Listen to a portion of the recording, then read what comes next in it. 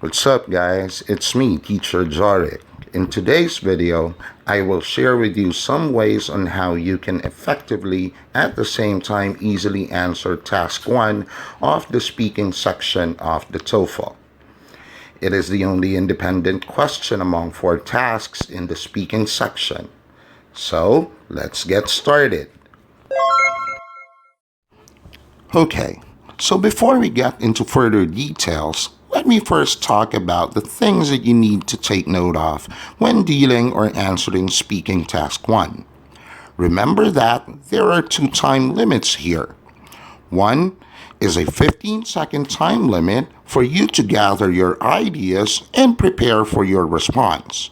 And the other is 45 seconds, which is intended for your actual response. A common question I hear from my students is whether they have to speak in full 45 seconds. They worry that they might get a lower score if they don't. Well, my take on this is that it would be close to impossible to estimate a full 45-second response, and is actually more dangerous because you might end up not being able to complete your response. What I actually do is I help them construct a response that has full details in it. The response may not be so lengthy, but I believe that it is always best to come up with a concise but complete response rather than a lengthy one but lacks details. So later in the video, I will share the techniques that we use in class so that you can also come up with your own complete response, at the same time be able to beat the 45-second time limit. Okay, so the next thing that you have to put in mind is that you are answering an independent task here. So what does that mean? It means that all the details that you will include in your response would come from nowhere else but your stock knowledge. It also means that you do not have any source of information. Unlike the 3 other tasks in the speaking section, wherein there is a reading text and a listening track that would provide you with information, in the independent task you are basically on your own. Now, let's proceed with our lesson. In answering task 1, there are a few steps that you have to take. Remember, guys, that a TOEFL response that is well organized has a better chance of earning a higher score. So, it is always a good idea to follow these important steps.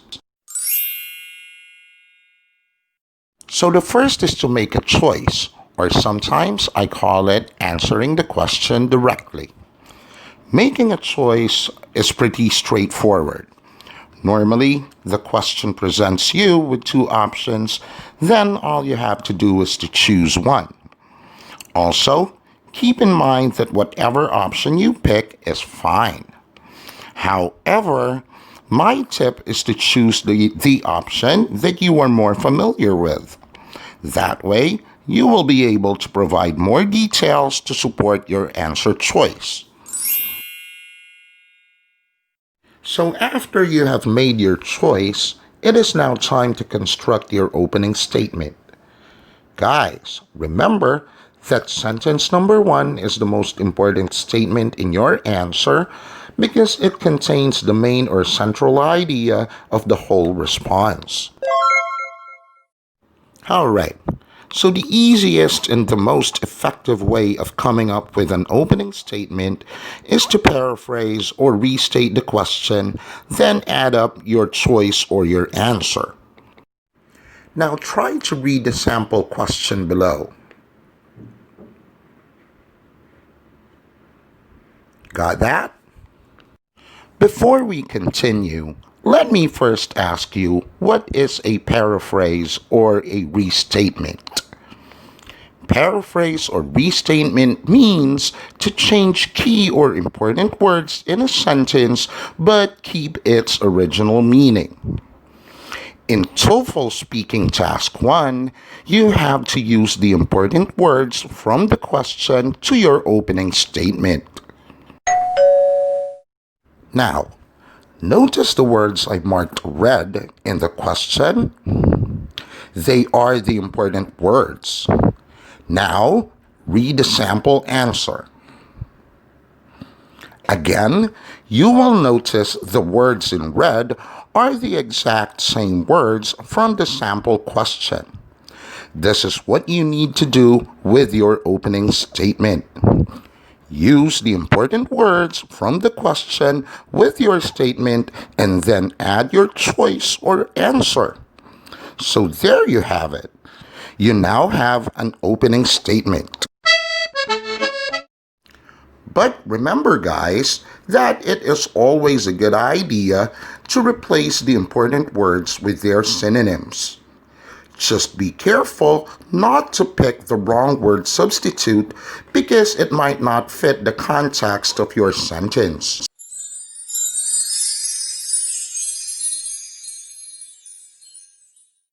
Another thing to remember in task 1 is that there are actually 3 types of questions in this task.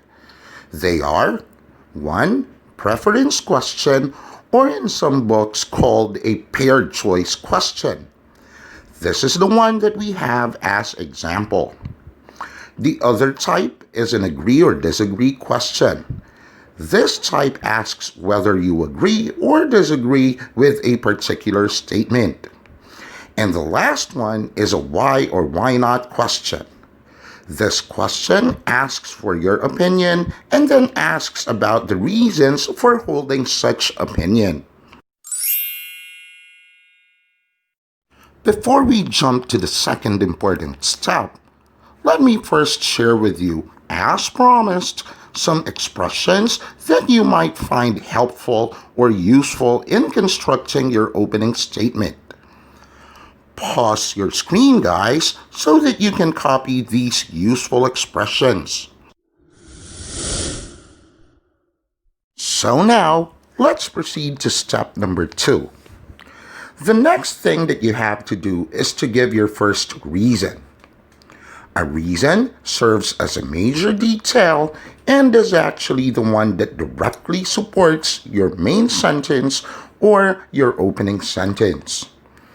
My students often ask me, "Teacher, how do I come up with a reason or reasons quickly?"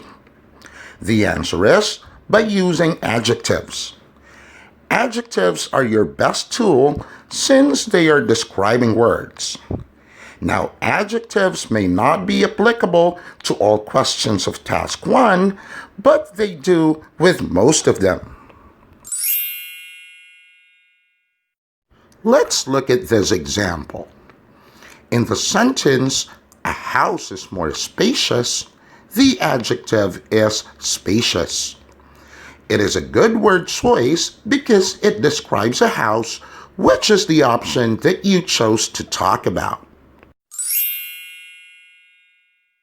Like an opening statement, which requires a major supporting detail, in which case is our step number 2, a major supporting detail also needs to be supported. And so, we move to our step 3. It is to provide a minor detail. A minor detail, as said earlier, supports the reason or your major detail. A minor detail's job is to create a mental image of your reason in the rater's mind. In other words, it is the statement that shows your rater why you gave a particular reason in step number 2. Now, there are a few examples of minor details which you may find helpful with your answer.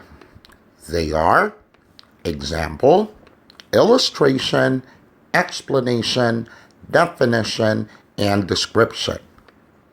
Here is an example of a minor detail.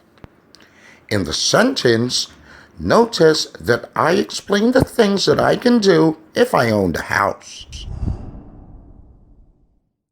This is the end of part 1 of my lesson.